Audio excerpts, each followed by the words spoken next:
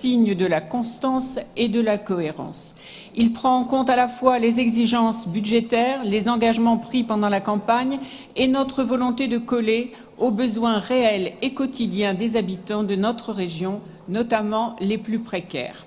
C'est un budget en nette augmentation qui aura pour priorité tout d'abord le soutien au public le plus vulnérable dont nous avons la charge. Ce sont ainsi 31 millions d'euros qui seront consacrés à nos apprenants des formations sanitaires et sociales, en particulier au travers les bourses régionales qui, je le rappelle, concernent plus de 10 300 étudiants sur 23 000.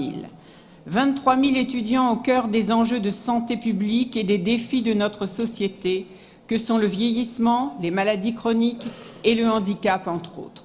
23 000 étudiants qui ont accès à des formations de proximité qui conduisent à des embauches de proximité, fidélisant ainsi les professionnels de santé dans nos territoires. J'insiste sur ce point d'une carte des formations accessible à tous et pour tous.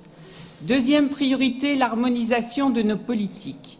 Harmonisation de nos politiques des formations sanitaires et sociales. C'est ainsi que le calcul des subventions aux instituts, amorcé en 2019, se poursuivra en 2020 dans un souci de bonne gestion des fonds publics, mais aussi de parfaite équité pour répondre aux besoins. Harmonisation de la politique de santé, pour laquelle nous présenterons début 2020 une délibération fixant un cap d'intervention unique. Enfin, 2020 sera un budget qui nous permettra de renforcer nos actions de prévention et d'accès aux soins. Le sujet de la désertification médicale n'est pas nouveau, mais de plus en plus problématique. Et il contribue au sentiment d'abandon des territoires qui nourrit la colère sociale que nous vivons. Garder ou amener des soignants sur les territoires passe par de multiples outils et nous participons activement à certains avec efficacité et dans la transversalité. Ce sont par exemple le développement du très haut débit et le soutien au projet de télémédecine. C'est le soutien aux hôpitaux les plus éloignés de Lille et d'Amiens pour le financement de postes d'assistants à temps partagé, ou bien sûr le soutien à la construction ou la réhabilitation de maisons de santé.